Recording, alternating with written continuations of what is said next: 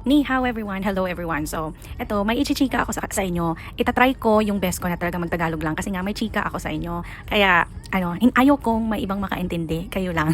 Alam nyo na kung sino yung ayaw kong makaintindi sa video na to. So, eto na nga, may nakikita kayong video ngayon. So, ganyan lang yung makikita nyo. Parang road view lang yung makikita nyo sa video na to. Kasi, mag-voice over lang ako sa kwento ko at sa chika ko sa inyo. But before that, introduce ko muna tong nakikita nyo. Ito nga pala yung pinakamahabang or urban road dito sa China. Sobrang well-maintained yung mga daan dito, considering na ito ay nasa pinakagitna ng ng Chengdu City. Ito yung mga dinadaanan talaga, main road ito ng city. Walang baku-baku dyan, walang potholes dyan. Sobrang maganda, sobrang linis, sobrang smooth ng pagdadrive namin dito. Kaya talagang kung ikaw yung taxpayer talaga, nagbabayad ka ng mahal, makikita mo na ganito yung daan mo, edi masaya ka, di ba? Wala kang irereklamo. Basta sobrang ganda nito at saka ang haba-haba, 150 kilometers at saka hinahabaan pa talaga nila itong road na to. Ang ganda, di ba, ng view, may mga buildings, may mga trees na ganyan, hindi kagaya sa Pilipinas na baku-baku na nga, ang dami, ang papangit pa. Sorry ha, let's be real na lang talaga ha. Struggle pa yung daan sa Pilipinas, 'di ba? Tapos hindi well kept. Saan napupunta yung mga tax ng tao, 'di ba? Dito, matutuwa ka sa makikita mo, sa daan na binabiyahean nyo. Kaya sobrang kudos talaga, sobrang magaling yung paggagawa nila ng mga daan nila, hindi yung ginagawa ulit after ng ilang buwan lang or after 1 year lang kasi nag-iba ng mayor o nag-iba ng, basta may budget sila para may malagay sa bulsa nila o ganun, 'di ba? Anywho, eto na nga yung chika ko. Walang edit to ha, diretso na to para kasi nakakatamad mag-edit ng mga voice over ng mga vlog. So eto na lang. Nag-vlog ako kanina kasi gusto ko ngang ikwento to. Eto ha. Dadating kasi yung mga manugang ko, 'di ba? First time nilang titira sa amin talaga ng sobrang tagal. 1 buwan sila, mga bi.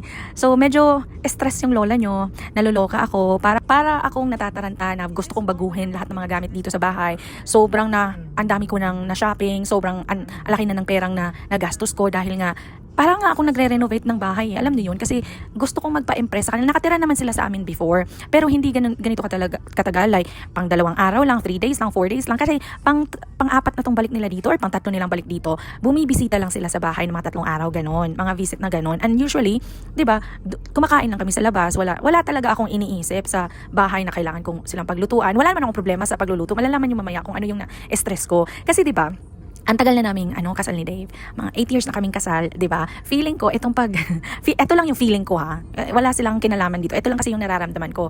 Kasi tawag nito, 8 years kami, first time nga nilang tumagal nang talagang dito sila sa bahay namin. Ako naman, okay lang naman sa akin yun kasi maganda naman yung relasyon namin ng mga manugang ko, 'di ba? Wala naman kami problema. Mabait sila, mabait din ako sa kanila. Oo, tapos ganito kasi kapag ako yung pumupunta doon sa bahay nila sa UK, parang buhay prinsesa ako, mga ate, kuya. Kahit na nag-offer ako na ako lang yung ako maghugas o ako yung magluto or ako yung basta kung anong magawa ko sa bahay, talagang hindi ako pinapagawa ng mga gawaing bahay doon. Yung fino-focus ko lang is yung paglalaban ng sarili namin gamit. Even nga paglalaba, nilalabhan. Alam mo yun? So talagang nakakahiyaman, pero talagang pinipilit nila na sila lang. So talagang ako din, napipilitan din na wala na akong gagawin. Pero talagang nag-exert ako ng effort naman na mag-offer ng help. So eto na nga yung dilemma ko ngayon kasi sila na yung pupunta dito. So feeling ko, kailangan ganun din ako sa kanila. Wala namang problema sa akin. Pero kasi, hindi ko talaga alam kung saan ilalagay yung sarili ko. Pero siguro gawin ko na lang yung mga usual na ginagawa ko. Kasi na-stress lang ako kasi pati pagkain nila, alam mo yon. Kasi pag nasa kanila ako or kami, kinakain ko yung mga pagkain naman nila. Wala naman akong choice, di ba? Minsan, nag-exert sila ng effort na bumili ng kanin o kaya ako na lang nagsasabi kay Dave na lumabas kami, kumain kami ng Asian food, ganun. So nangyayari yun mga once a week doon sa kanila.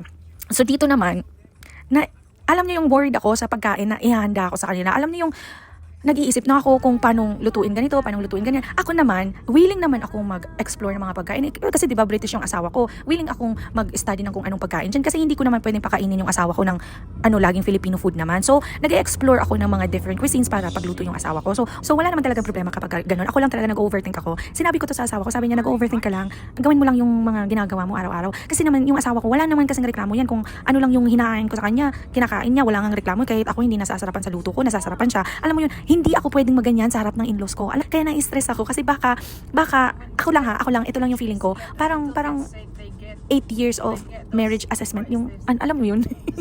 Tinagal, anong Tagalog doon? Parang i-assess nila ako after 8 years of marriage sa anak nila, kung ano ba talaga kami sa bahay. Hindi naman sila ganun, pero ako lang talaga, baka kasi may masabi sila. Kasi naman, di ba, kami, nasanay ako na kami lang dalawa ng asawa ko, at saka may tagalinis dito, at isa pa yung mga tagalinis na yan, baka ma-judge ako na may tagalinis kami. Alam mo yun, kasi sa kanila, hindi uso sa British culture na may tagalinis, may mga yaya, ganun. Alam mo, baka may masabi sila na, hala, ba't ganun? Alam nyo yun, wala naman silang anak. Alam nyo yun. So, siguro ako lang yung nag-overthink ng ganito. Sobrang bait ng mama at papa niya. Ako lang siguro to. So, kaya ngayon, parang hindi ako mapakali.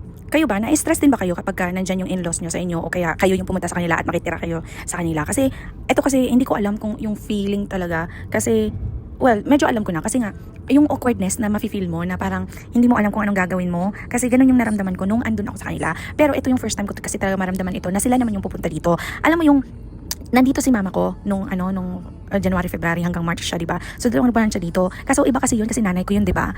Iba kasi kapag manugang mo na yung makikitira sa iyo or ikaw pumunta sa manugang mo at saka makikitira ikaw sa kanila, parang ganoon. So hindi ko alam kung ako lang ba or parehas tayo ng mga nararamdaman kasi na-stress talaga ako kung ano-ano na nga pinamili ko, from bagong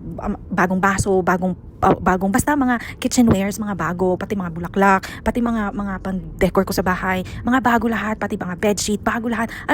Ganito ako sa nanay ko. Binilhan ko rin mga bagong gamit yung nanay ko dito. Pero iba yung stress na nararamdaman ko. Siguro, si Dave, siguro ganun yung naramdaman niya sa nung nagpunta yung mami ko dito. Pero kasi, yung lalaki kasi, hindi sila ganyan, di ba? Parang hindi sila nag-overthink ng mga bagay na ganito. Pero alam mo yun, even nga itong asawa ko medyo nafe-feel ko siya na medyo hindi so worried. Medyo gusto niya lang magpa-impress din sa magulang niya na ganito na yung narating niya dito sa China. Alam mo yun, nafe-feel ko sa kanya yun kasi talagang nag-e-effort siya na bumili ng magagandang gamit. Aside pa yun sa mga shopping ko ako mismo nag-shopping. May pinag-shopping din siya na sa kanya kasi mas mamahalin yung mga binibili niya. Kasi gusto niyang magpa-impress din sa magulang niya.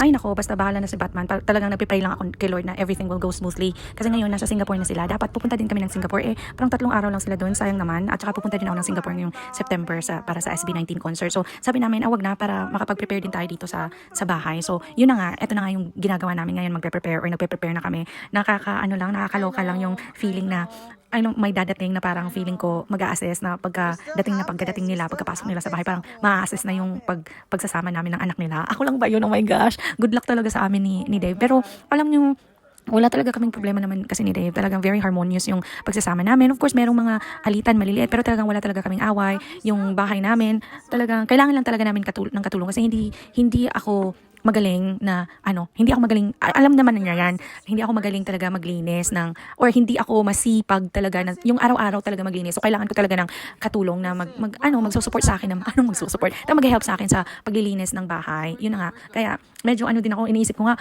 sinabi ko sa asawa ko na, pwede ba natin pag-breakin na lang yung yung yung help nga namin kasi nga ayoko siya makita ng manugang ko kasi baka anong masabi. Sabi ni Dave, bakit mo nararamdaman yan? Pagpatuloy lang natin to kasi yan naman, ganito naman yung buhay natin, di ba? O nakakapag-afford tayo ng may katulong, o di ba? So hindi sa hindi sa negative points yan towards us. Siguro ma-appreciate din nila yan kasi nga maganda yung buhay natin. So, yun na lang siguro yung iniisip namin na lahat ng makikita nila dito is talagang pinaghirapan naming mag-asawa. Ganun din yung ginawa namin sa nanay ko nung nagbakasyon siya dito. Talagang ginawa namin na maging komportable yung pag-stay nila dito, na maging masaya sila, na para lang at the end of the day, malaman din nila na we are both living our lives well here in China. So, dapat din na sila mag-alala kasi walang problema, masaya kaming nagsasama dito sa China. So, yun na lang talaga yung iniisip namin na at the end of their visit here, uuwi sila ng Scotland or ng UK na maluwang yung loob nila na nakita nila kaming masaya. So, yun na lang siguro yung dapat naming isipin. Pero 'di ba, hindi kasi maiwasang ma-stress. So, yun lang yung kwento ko. Diyos ko, ang dami ko pang i-arrange. Buyers, yun lang.